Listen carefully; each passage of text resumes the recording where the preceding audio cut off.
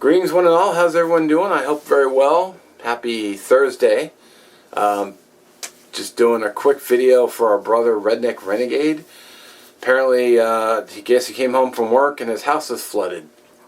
So I think we can all agree, wow, that really sucks. So, also apparently he's having truck problems too, so I guess when it rains it pours. So our other brother, wow, only when the camera's on. So our other brother, Ron T. Sawyer, has set up a GoFundMe for him. And while I'm uploading this, I'm going to go over and make a donation. So if you click the link and have it over there and scroll through all who's donated, you'll see my name. If we try to help our brother out, because, why not?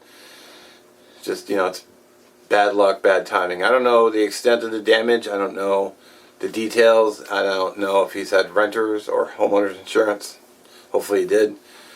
So maybe a couple bucks will help with the deductible or whatever, replacing whatever has been water damaged. I don't know. So in the meantime, we're got a little GoFundMe for him. So if you can, hop over, maybe help him out a little bit. It'd be appreciated. If not, it's understandable. It's just kind of out of the blue. So fortunately I got paid today so I can help.